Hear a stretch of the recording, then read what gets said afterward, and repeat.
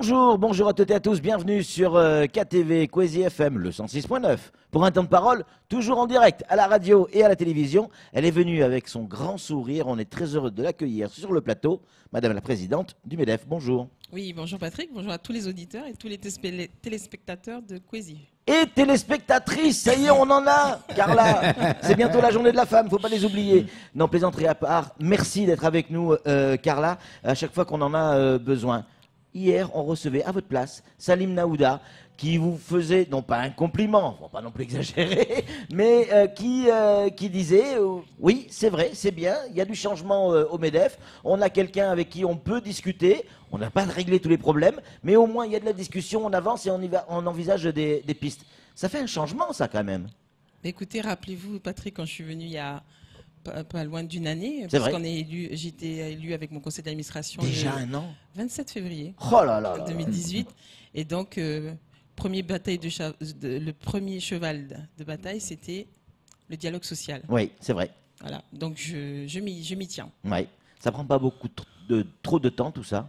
Oui. Parce qu'on rappelle, hein, président de MEDEF, très bien, mais vous êtes aussi chef d'entreprise et on sait ce que c'est que d'avoir des entreprises à faire tourner avec les difficultés qu'on peut connaître à Mayotte. Vous arrivez à tout cumuler? Moi, je vous dis, présidente du MEDEF, comme moi je le conçois, Ouais. c'est un temps plein. Eh oui. C'est vraiment un temps plein. Et C'est votre 24 heures entreprise sur 24. n'en subit pas trop les conséquences? Forcément, mais c'est lié en fin de compte. Ouais. C'est lié. C'est-à-dire que quand on se bat pour toutes les entreprises de Mayotte, on se bat forcément pour la sienne. Oui, forcément. Carla Balthus, on vous a fait venir pour parler un petit peu d'emploi. Pas que, mais entre autres l'emploi. 35% de chômage à Mayotte. Est-ce que, oui ou non, la question est crue, d'accord, mais elle existe. Est-ce que oui ou non, nos entreprises, vos adhérents, sont-ils responsables de ce taux de chômage? Est-ce qu'ils sont responsables du taux de chômage? Ben oui, parce que c'est quand même les employeurs qui emploient. Ah oui, donc il faudrait créer autant d'emplois qu'il y a de personnes. Vaste question. Non, mais est-ce qu'on a une part de responsabilité dans le fait que le chômage continue d'augmenter Vous savez et que- atteindre des taux Vous savez catastrophiques? qu'on a une population quand même qui est très jeune. Oui, Quand chaque année vous avez 4000 jeunes qui sortent du système scolaire et qui a du travail que pour la moitié, oui. la solution elle n'est pas sur Mayotte. C'est-à-dire que on pourra créer autant d'emplois que l'on veut.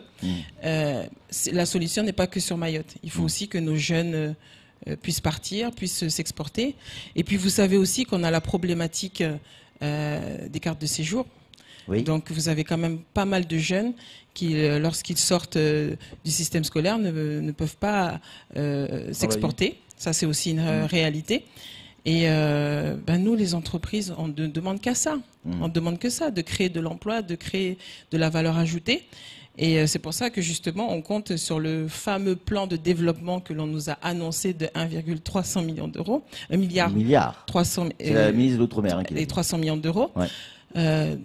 On compte vraiment là-dessus. Je pense que ça sera une solution. Une solution pour diminuer ce taux de chômage qui, ne l'oublions pas aussi, est lié aux événements de l'année dernière. C'est vrai.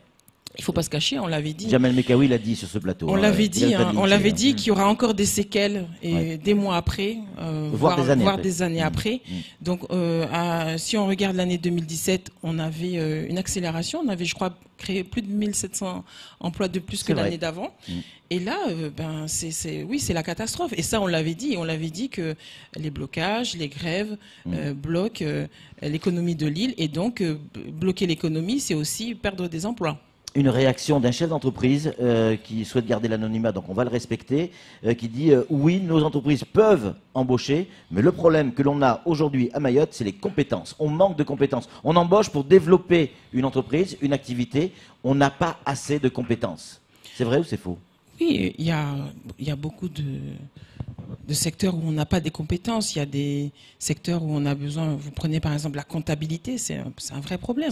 C'est vrai. Vous prenez tout ce qui est dans la santé, Ouais. c'est un vrai problème. Bien sûr qu'on a, Chez nous, pas l'audiovisuel, hein. on n'a pas assez de compétences. C'est pour ça que justement le travail qui doit être fait au Pôle Emploi, parce que je suis aussi vice-présidente de l'instance paritaire du Pôle Emploi de Mayotte. Au titre du MEDEF. Et bientôt instance paritaire régionale. Ah oui, oula. Ah oui, dans quelques mois, dans 2 mois, je crois.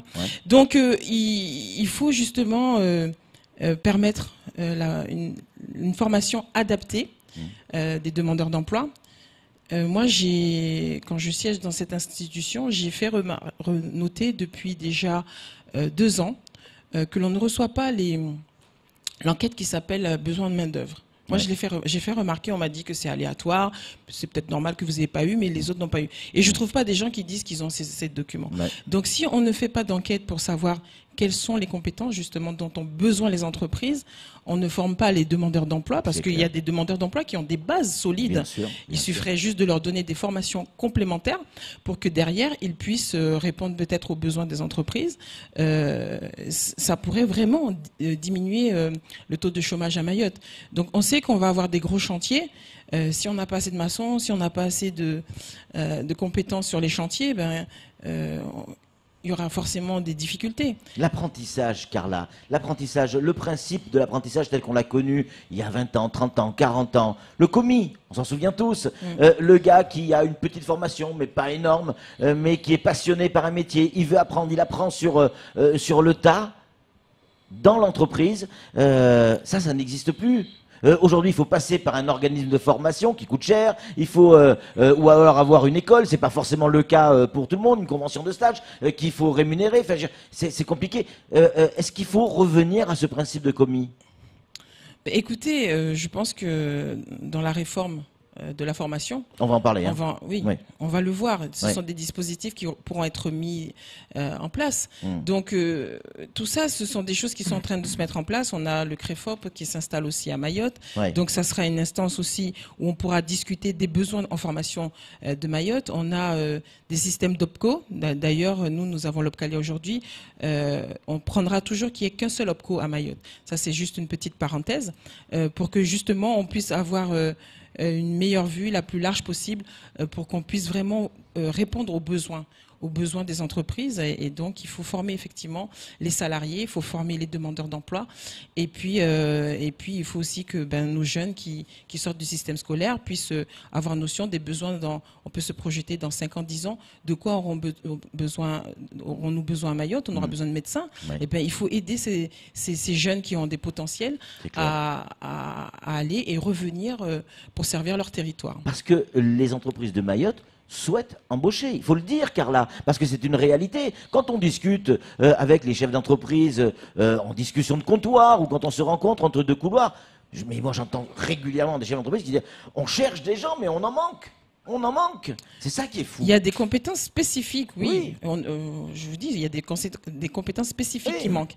Maintenant, il y a aussi des jeunes qui sont là, peut-être qui ont besoin juste d'un petit coup de pouce de formation. Donc tous ces publics-là existent et répondent aux besoins des entreprises. Dans un instant, on va parler de ces fameuses réformes d'entreprise. Mais d'abord, il y a Camar. Oups là, il y a Camar qui a une question à poser. J'ai un stylo vivant. Alors, moi, j'aimerais revenir sur un problème qui a été longuement débattu dans les réseaux sociaux, notamment par les jeunes. On a le sentiment, selon les mœurs ou les traditions maorais, que les jeunes qui reviennent, même s'ils ils ont les compétences ou les diplômes qui vont avec, préfèrent rentrer dans le public parce que c'est la fierté de la famille, c'est la fierté. Je travaille au CD, à la mairie. Donc finalement, les entreprises se retrouvent un peu à embaucher à l'extérieur. Est-ce que c'est une réalité? Alors, les réalités qu'on connaît, ça existera toujours.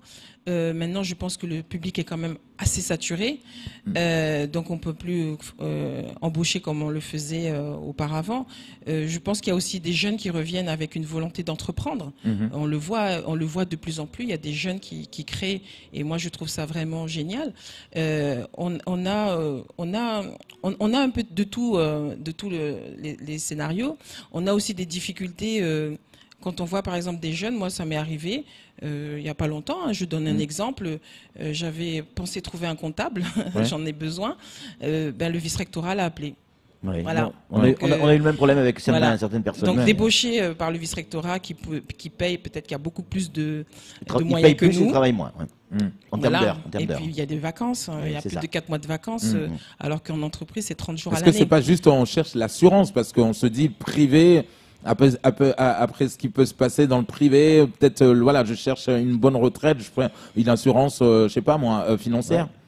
Oui, après, en fin de compte, ça devient un cercle vicieux tout ça, parce que embaucher pour embaucher dans l'enseignement, parce qu'effectivement, il y a des pénuries, il ne faut pas se cacher, il y a des gens qui veulent pas venir enseigner à Mayotte. C'est après aussi, on pourrait remettre en cause aussi derrière la qualité de l'enseignement. Et donc après, les jeunes qui sortent quand ils ont le bac, on voit bien les taux d'échec et de réussite qu'il y a derrière. Donc tout ça, ça devient en fin de compte un cercle vicieux. Donc effectivement, les gens peuvent chercher la sécurité, ce qui est tout à fait normal et humain.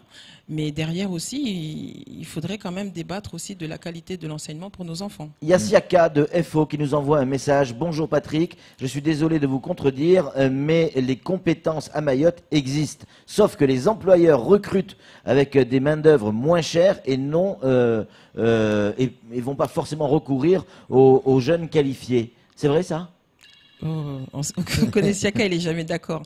Mais à la fin, il sera peut-être d'accord. Il y a de tout. C'est ce qu'on a dit ce matin. Il y a des compétences et je pense que les entreprises, et moi je le vois en tout cas au sein de nos adhérents, recueillent des jeunes qui reviennent et recherchent les compétences et les aident à s'installer. Donc il y a la volonté de payer au mieux les salaires. Après, il y a aussi la réalité économique. Il y a la réalité des marchés. Voilà, quand vous répondez à des marchés, vous répondez avec certains prix et quand vous savez qu'en face que tout le monde casse les prix, ben ça donne ce que ça donne au final. Ouais, forcément. Carla, j'aimerais qu'on en parle parce que c'est aussi un point important. Il se passe des choses dans le monde de l'entreprise. Allez, on va parler, on va oser les gros mots. La réforme. Il y a des réformes dans l'organisation des entreprises et il y a du reste une matinale qui est organisée prochainement ou qui a été organisée, je ne sais plus, je suis largué là. Ben oui, le MEDEF Mayotte a demandé à la préfecture d'organiser cette fameuse matinale. C'est quoi ces réorganisations? C'est une première matinale qui aura lieu le 8 mars. Le 8 mars, voilà, c'est ça. Voilà, que je profite. Ça sera la journée de la femme aussi, mais c'est demain et donc on va parler de toutes ces réformes sur le social, sur le monde du travail et j'invite vraiment toutes les entreprises à se rendre à la CCI demain. Ouais. C'est une demi-journée de 8h à midi, mais je peux vous dire que vous n'aurez pas perdu votre temps parce que vous en apprendrez beaucoup et ce sont des modules que l'on a construits vraiment en pensant au chef d'entreprise pour qu'il puisse comprendre tout ce qu'il attend et tout ce qu'il a à gérer. Des exemples de réformes, de changements. On a le code du travail. Pour cette année, on est passé aux 35 heures pour les entreprises de moins de 22 salariés. Donc, ce qui veut dire que tout le monde maintenant est touché et impacté. Et je peux vous dire que ça reste difficile. C'est quoi appliquer les 35 heures? Comment faire ses plannings? Et si on veut la prime de compensation, eh ben, on maintient le salaire. Et je peux vous dire aussi qu'il y a si on n'est pas tous vigilants de parler de ce sujet, la dernière fois j'avais dit ne parlons pas de sujets qui fâchent, c'est que si on n'aborde pas tous ces sujets-là, on va créer beaucoup de tensions, beaucoup de crispations, parce que des fois on interprète mal les textes. Et aujourd'hui, moi j'ai des syndicats qui m'appellent en me disant que attention, vous avez des entreprises qui sont en train de baisser les salaires. Et ça, c'est dangereux. Le passage aux 35 heures prévoit bien le maintien du salaire à l'année, donc soit 2017 ou 2018, suivant l'entreprise, pour les salariés qui étaient déjà là. On ne peut pas baisser le salaire d'un... C'est un acquis. C'est un acquis. Oui, mais j'apprends et j'espère que c'est faux. J'apprends qu'il y a des entreprises qui baissent volontairement les salaires et ça c'est très dangereux. Et ces entreprises-là, elles vont s'exposer à des mouvements de grève. Donc j'appelle vraiment à la vigilance des chefs d'entreprise. Et là vous parlez de vos adhérents, on est bien d'accord? Non, pas forcément de mes adhérents. Des entreprises de manière générale. Voilà, c'est de manière générale. Donc après, apparemment, j'ai un cas. Donc je dois m'entretenir avec ce chef d'entreprise. Si cela est avéré, j'aurai un cas de ce qu'on me dit. On a parlé des 35 heures. Le pass, le prélèvement à la source. On est au mois de mars. On attaque le 3e mois. Et je peux vous dire, on est bien placé pour le savoir, que le principe n'est pas encore réglé et pas les rouages, ça manque d'huile. Hein. Ça manque d'huile, oui. Ça ne fonctionne pas encore. Je pense qu'il faudra un bon trimestre, en tout cas le premier, pour que tout ça se mette en route. Et c'est pour ça que justement, on a demandé demain, donc avec la participation de la CCI qui nous aide à organiser cet événement, on a demandé la présence de la DRFI pour justement parler des difficultés vraiment concrètes, hein, parce que demain, l'objectif des ateliers de demain, c'est de parler de choses concrètes. C'est-à-dire que quand vous êtes en face de votre logiciel, vous êtes en face de votre ordinateur, vous êtes en face de ces problématiques-là. Qu'est-ce qui se passe? Qu'est-ce qu'il faut faire? Et comment contourner les difficultés? Donc effectivement, et tous les mois d'ailleurs, on fait des réunions. Ouais. Avec la DRFIP, pour justement faire le bilan des difficultés qu'on a et puis comment les lever, les sauter. Parce que la première fois qu'on s'est vu, nous, la DRFIP nous a dit, mais tout marche. C'est ce qu'on nous a dit aussi. Là, je peux vous dire qu'à ce jour, ça ne marche pas encore. Hein. Ils avaient fait les fiches de paye du public. Ouais. Effectivement, dans le public, ça marchait. Ouais. Mais une fois qu'on est arrivé au privé, eux-mêmes ont constaté avec nous qu'il y a des difficultés. Et donc, on apprend à surmonter les difficultés et je peux dire que ça fonctionne. À 90% aujourd'hui, on a résolu les problèmes. Après aussi, on n'a pas accès à toutes les entreprises. Toutes les entreprises ne sont pas syndiquées. Oui, en tout cas, nous, on communique à nos adhérents. On essaie de communiquer. Demain, même si c'est l'initiative du MEDEF Mayotte, demain, mais c'est pour toutes les entreprises de Mayotte. Oui, bien sûr. On y sera. C'est demain à partir de 8h à 8h à midi. Vous avez on y sera, toutes les heures, vous avez un atelier il y a un programme, il y a un atelier, il y a la CSSM qui intervient sur les taux. Vous voyez, en fin d'année, on a eu les mesures d'urgence concernant les mouvements suite au mouvement des Gilets jaunes. Les exonérations de charges qu'il y a sur la prime exceptionnelle de pouvoir d'achat, les heures supplémentaires, tout ça, c'est pas clair. Quels sont les taux? Parce que des fois, il y a eu des cafouillages de communication. La CSSM doit d'ailleurs nous faire un erratum là-dessus parce qu'elle a à un moment donné mal communiqué. Et demain, justement, elle vient pour dire, écoutez, voilà, au final, voilà les termes, voilà les taux, voilà les conditions, voilà ce qu'il faut faire pour appliquer les textes. On parlait tout à l'heure d'assurance chômage. Vous avez la part salariale. Des cotisations au chômage qui représentait 1,5%. Aujourd'hui, on ne demande plus aux salariés de cotiser. Ça a été, dans tous les textes nationaux, ça a été abrogé. Donc aujourd'hui, ça fait du plus pour le salarié. C'est 1,5% de plus. C'est neutre pour l'entreprise. Et c'est, comment dirais-je, il y avait un flou là-dessus, par exemple. Donc demain, on va dire clairement aux entreprises, oui, à Mayotte, ce texte s'applique. Voilà comment vous devez procéder. Oui, mais ça change rien, ça, en fait. Techniquement, malgré que ça s'appliquait, par exemple, techniquement, on nous avait dit, vous ne le faites pas en janvier. Vous ne faites pas en janvier, vous rattraperez en février. Mais ça, tout le monde ne le sait pas. Donc c'est pour ça que demain, il faut venir aux ateliers pour qu'on vous explique clairement ce qu'il faut faire. Et puis après, moi, j'ai eu, par exemple, une réaction assez virulente de quelqu'un qui me dit ouais, pas besoin de venir demain, rien à faire, c'est mon comptable qui fait tout.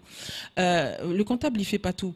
Le comptable, il va pas faire le planning à 35 heures pour vous. Le comptable, il va pas prendre la décision pour vous de prendre les repos compensatoires, les RTT. Ça, ce sont des décisions qui sont propres aux chefs d'entreprise.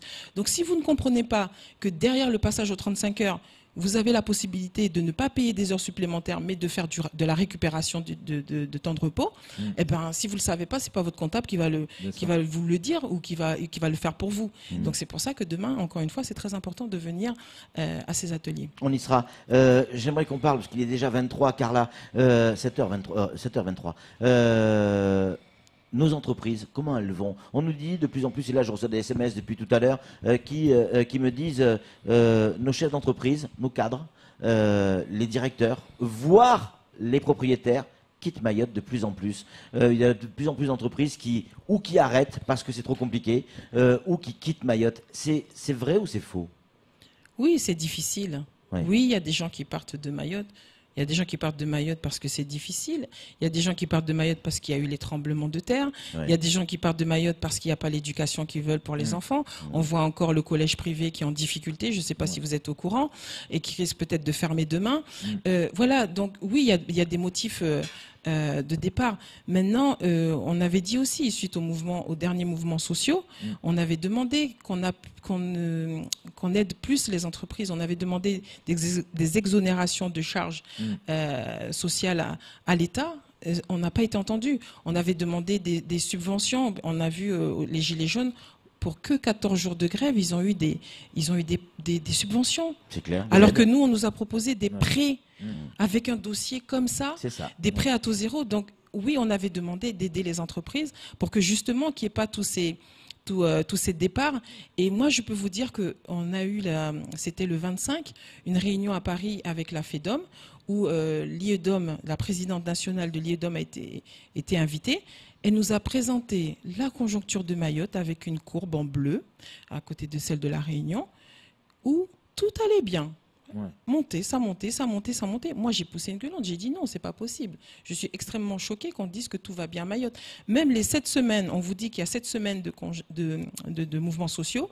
Ça n'apparaît pas comme pour la Guyane, où on voit le pic qui chute en 2017. Non, la courbe de Mayotte, elle continue à monter comme si de rien n'était. Non, j'ai eu un échange hier avec la personne qui fait les enquêtes à l'IEDOM à Mayotte. J'ai dit non, c'est pas possible qu'on puisse dire que voilà, c'est vraiment ce que ressentent les chefs d'entreprise. On m'a dit oui, à Mayotte, on nous a dit, puisque ça a été dit à Paris, il y a une forme de résilience à tout, on accepte tout. Non, c'est pas vrai, c'est faux. Moi, je peux vous dire que les entreprises pas mal quand même, souffrent. Non, les entreprises souffrent. Bah, moi, je le dis clairement. Les entreprises souffrent. Oui. Maintenant, il faut qu'on puisse pouvoir payer nos charges, payer les salaires, payer tout ce qui arrive.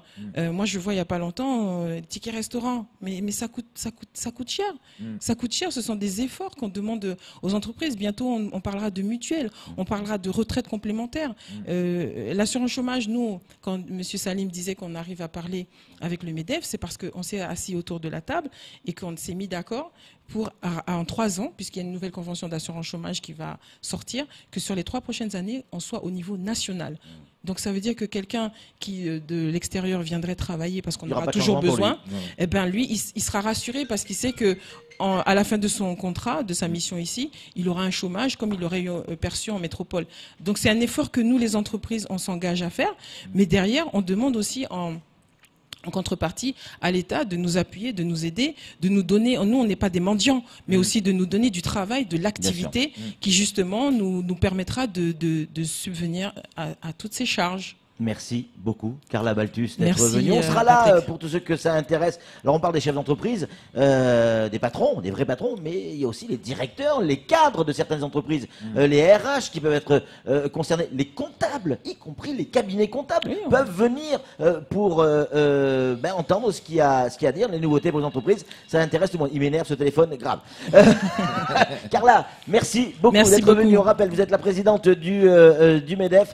On était très heureux de vous avoir reçu en plateau. C'est tout pour ce temps de parole. Tout de suite, la suite de nos programmes.